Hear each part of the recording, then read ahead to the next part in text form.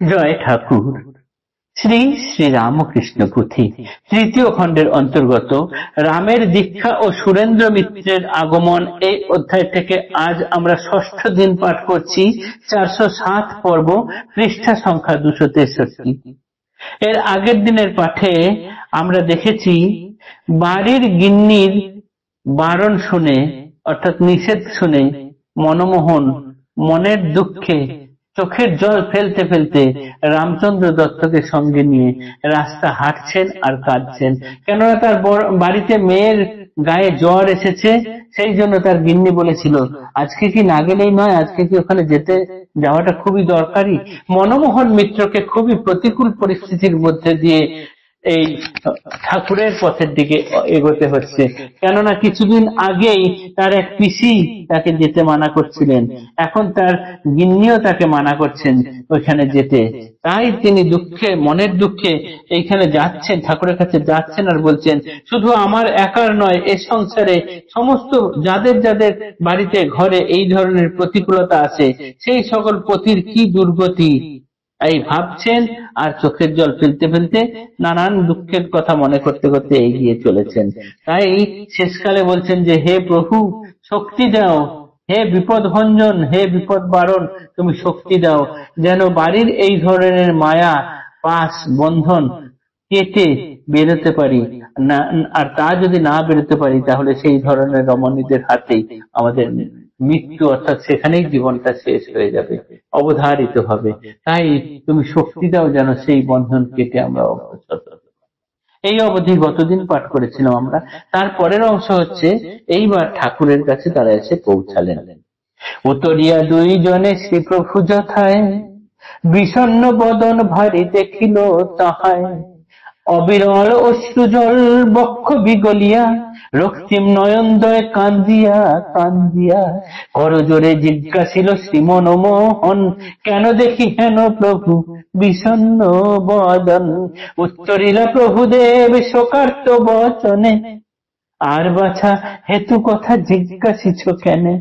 হরিতত্ত্ব পিয়াসী ভকত একজন, আমার নিকটে আসে কখনো কেমন। যথা তথা মোর কথা লয়ে মত্ত চাখে, সে কারণে রমণী তাহারে ঘরে বকে। কহিতে দুঃখের কথা ফেটে যায় ছাতি, ধরাধামে ধর্মের বড়ই দুর্গতি। ধর্মপথে পতি গেলে পত্নী দেয় হানা, অপরের কিবা দোষ যদি করে মানা।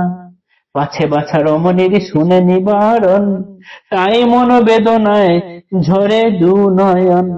স্মরিয়া প্রভুর মূর্তি দেখো বুঝিয়া, কি করিলা প্রভুদেব আপনি কান্দিয়া।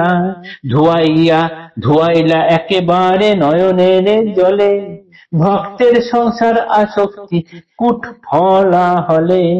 ভকত জীবন প্রভু ভক্ত প্রীতে প্রিয়, আত্মীয় অপেক্ষা তিনি পরম আত্মীয়। অকৃত্রিম স্নেহ বুঝে শ্রী মনমোহন, ধরায় যদ্যপি কেহ আছয়ে আপন। মুখপানে চান যার মুখপানে চাই, ঠাকুর কেবল একা অন্য কেহ নাই। দুই ভাই দক্ষিণেশ্বরে এসে নামলেন, ঠাকুর যেখানে আছেন সেখানে গেলেন।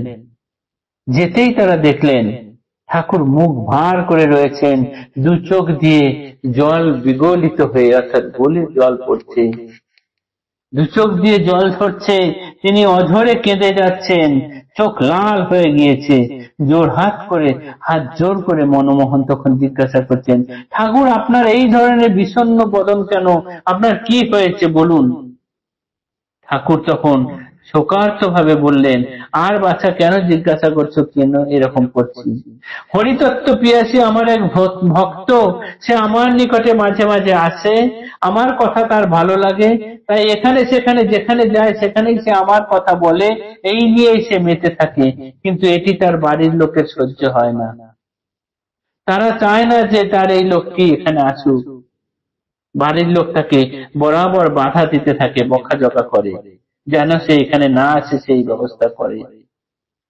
কহিতে দুঃখের কথা ফেটে যায় ছাতি, ধরাধামে ধর্মের বড়ই দুর্গতি। তোমাদের কাছে এই দুঃখের কথা বলতে আমার বুকের ছাতি ফেটে যাচ্ছে যে এই ধরাধামে ধর্মের বড়ই দুর্গতি। ধর্মপথে পতি গেলে পত্নী দেয় হানা, অপরের কিবা দোষ যদি করে মানা। যদি পতি কখনো ধর্মের পথে যায়, সেই পত্নীই তখন নিষেধ করে, মানা করে, বাইরের লোকের আর কি দোষ, ঘর থেকেই যদি নিষেধ আসে, তার পক্ষে ধর্মপথে এগোনো বড়ই শক্ত হয়ে যায়। তাই প্রভু কাঁদছেন, কেঁদেই চলেছেন, এবং এই কেঁদে কেঁদে চোখের জল ফেলে তিনি কি করলেন? ভক্তের সংসার আসক্তি রূপ যেটুকু কাদা জড়িয়েছিল তার হৃদয়ে, সেই কাদা তিনি গলিয়ে ফেললেন। সংসার আসক্তি তিনি ভক্তের মন থেকে একদম কমিয়ে দিলেন। ভক্ত বুঝতে পারলেন প্রকৃতপক্ষে আপন কোনজন।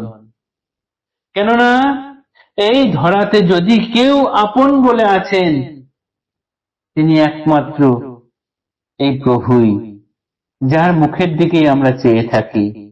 সেখানে ঠাকুর, একমাত্র ঠাকুর, ঠাকুর ছাড়া আর কেউ নেই।